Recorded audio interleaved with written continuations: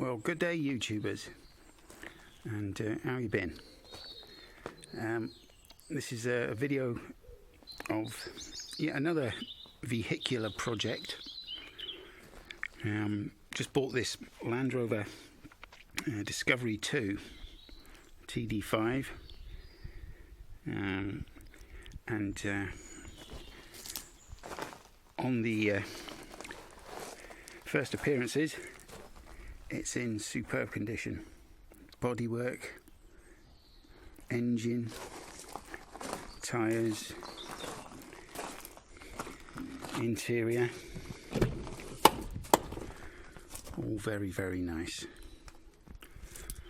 Apart from that camouflage seat cover, but the seat underneath is very nice. Everything works on it.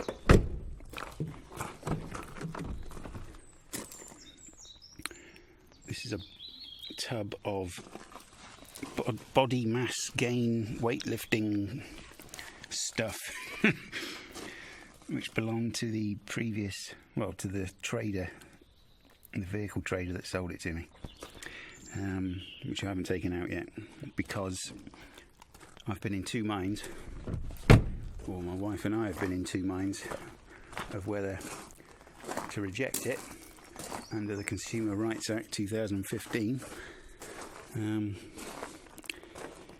get our money back. But we've tried that, and the seller,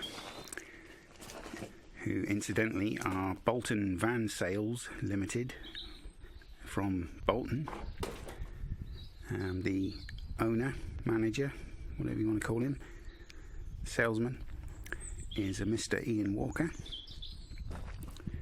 So check out Bolton Van Sales, because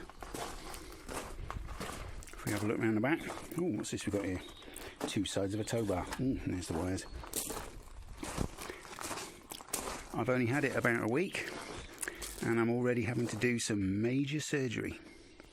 Now, bear in mind, the law for second-hand cars requires dealers to sell them in a roadworthy condition, and whether they knew about it or not is irrelevant. They are legally responsible for ensuring the vehicle is roadworthy. Yes, you guessed it. If you're familiar with Land Rover Discovery 2s, the rear of the chassis is completely shot. I gave up trying to go down the getting a refund route, because the man's very rude and aggressive and eventually hung up on me. So I've begun to... Oh, this sunlight's getting in the way. I'll block it with my hand. I had begun to clean up, cut out this area here, clean it back to clean metal, and I was going to weld up a new piece in there. Unfortunately, well, the reason was this had been repaired, believe it or not, with body filler and epoxy resin, sort of plastic. And there's also, I discovered then, digging about and feeling up in there, this bit here is actually a piece of metal slapped over the top of a huge hole, and it's not actually been welded in many places, probably because the fuel tank's there and they couldn't bother to take the fuel tank out. So they've run the welding torch along the top, but only on the piece of metal here. They haven't actually welded it together. Same under there, there's a huge bit as well. The other side is on its way out. The rear cross member is actually very good. So instead of doing that, I've bought a complete rear end,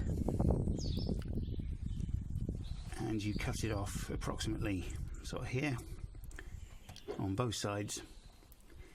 Slide the new one on, clean it all up, slide it on, weld it up, and bolt everything back together and paint it and underseal and so on and so forth. So that's what I've been doing. So I've begun by taking off the rear bumper, which is really simple. You just pop the two rear bumper lights out, and behind there is a bolt there and a bolt over there, and then you just unclip wiring which is sort of cable tied on, and you can take the whole thing straight off.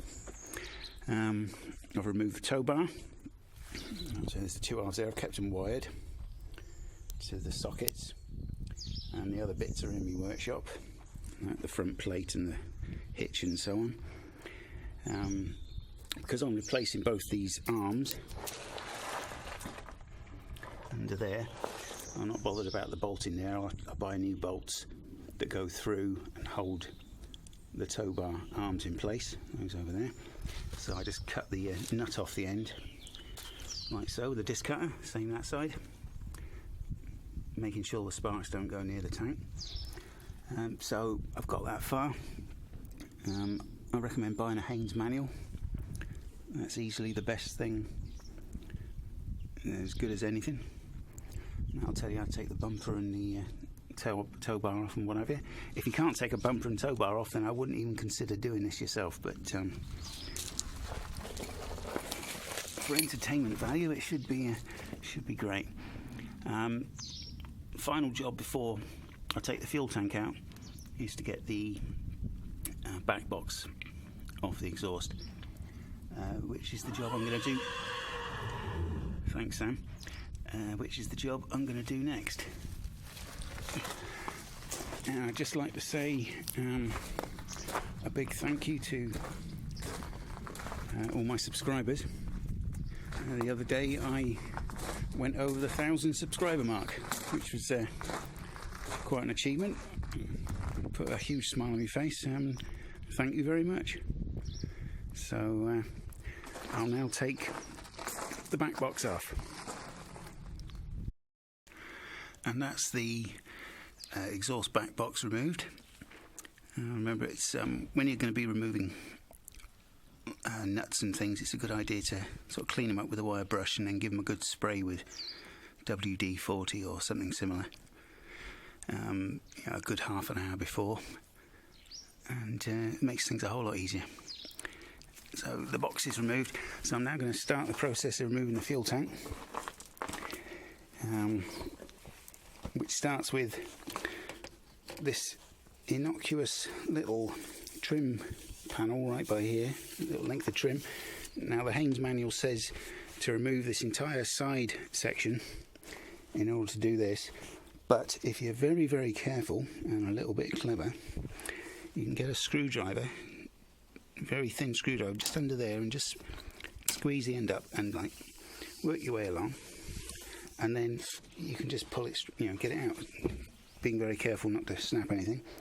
And then you're greeted with 6 screws, but the eagle-eyed amongst you will notice there's only 5, because someone's had this out before, probably to do the fuel pump or something, and one of them was missing.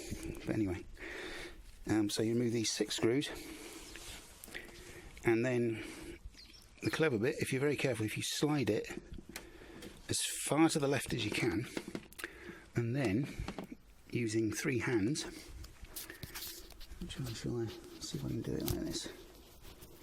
Can I do it like this? Possibly. You might be able to see that, you might not. But if you pull it up in the middle, and very carefully just pull it out like that, and away. You can save yourself a bit of work there. So that is that panel out of there, and this is what you're greeted with, which now enables you to get the carpet up. But I think I've just realised now why you've got to take the side panel off. It's in order to get the carpet out, possibly. I shall have a little fiddle and see if I can get it out without taking that panel out. If not, I'll have to do that. Okay, yeah, so I've been clever and sneaky there and saved a bit of time by very carefully lifting the carpet in the middle and then pulling across like so out from under there. I mean, refitting it might be a different kettle of fish, but for now it's going to save me a lot of time. I hope I should be able to refit it without taking the side panels off. Okay, so you take that off and then you're greeted with the cover for this is the fuel pump and sender and the fuel pipes and so on. 6 screws. I'll just remove these like so. Bearing in mind this is all first time for me as well. Helps to have a good bit of experience on all manner of different things. So you're not, oh, saying that, there's another screw. Yep, so 6 screws, not forgetting to take them all out. And hey presto, there we are. There's like the foam seal on the back of it, like so. And here is the fuel pump. Now they're all colour coded, and I shall quickly consult the workshop manual on how to remove it. You have to squeeze apparently these things here, and you can pull the pipes out. So that'll be the next job. So I'll have a quick look at the manual. It says to make a note of the colours, but the colours here, white, green, blue and black, coincide sort of with these. You've got black clip there, a cleary coloured clip there, green and blue, but I'll take a photo of that. Plus I've also got this video right here, which is white, green, blue and black. Right, these colour-coded fuel pipes, to get them out, you need a pair of pliers very carefully on the pipe, and then you need to sort of give it a push like that to push the pipe back, and then just push each clip in carefully on the sides, and then out she comes. And have a bit of rag underneath here just to catch any diesel if it pours out, and then the same with the last one. Just give it a gentle squeeze, not too tight because it's only plastic. Push it back, and then push these clips in. You might have to do it a few times. Do it a bit, give it a pull, and a little bit more. So it's never easy, and this would be the most difficult one out of the lot.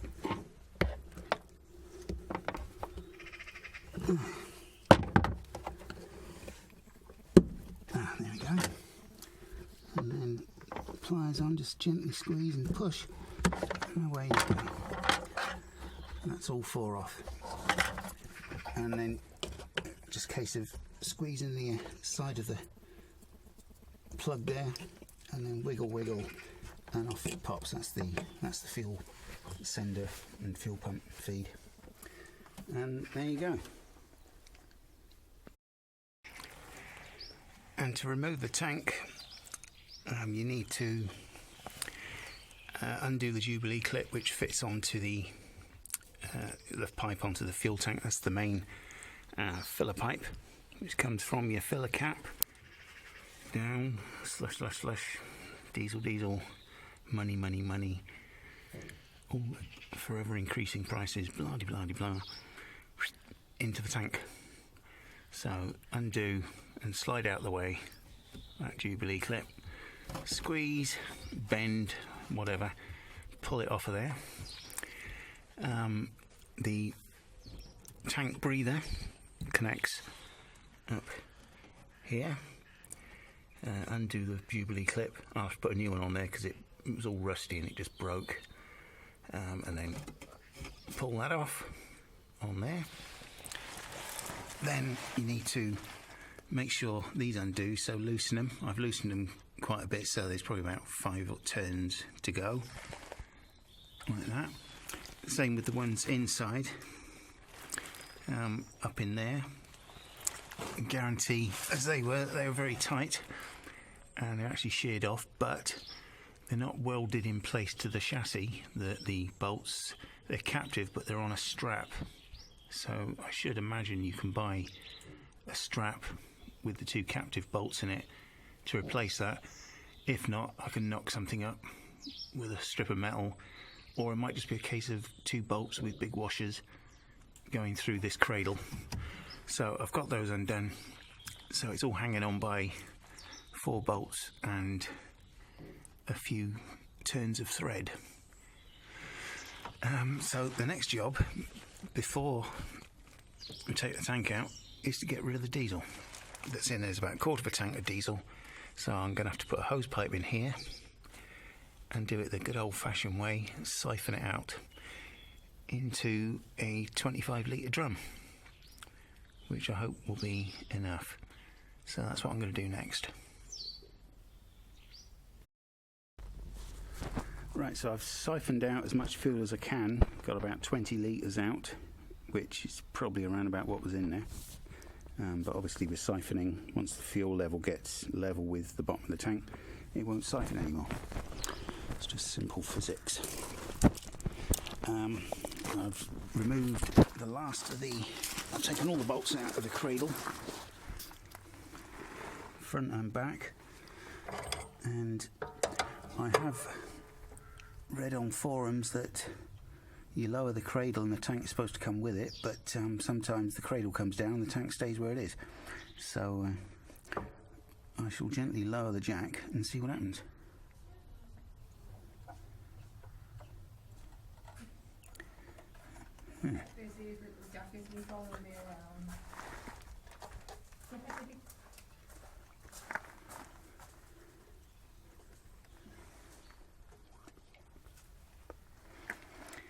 Yeah, so the cradle's come down, but the tank is still there. Well, that's good, isn't it? Oh, well, there we go. Right, so it feels quite light, so there's hardly any fuel in it. So I shall now get on taking the tank out. And that's how it's not supposed to be done. And hey presto, out comes the tank. Oh yeah. Hey. Wow. 90 litres of plastic loveliness. It's quite a size, you know. Quite a big old mama. Right. Interestingly, I mean, this is a 2000 Discovery, but it doesn't mention in the Haynes, which covers 2000 to 1998 to 2004, doesn't mention this extra breather. It says about removing the filler neck pipe and this pipe, but it says it doesn't show anything about this. So if yours has got this, it takes a bit of removing, but there's 2 buttons. There's one that side and one that side. Oh, there we go. One that side, red button, and one that side, and you have to squeeze like hell. Squeeze. And then it pulls off, rather like the fittings on the fuel pump. So, the tank's out, and I'm going to call it a day. I would have a look underneath, but I'm going to save that for next time, because now the tank's out, I can see inside each chassis rail to see the true extent of everything. So that is going to do me for today. Yeah, and I'll see you next time.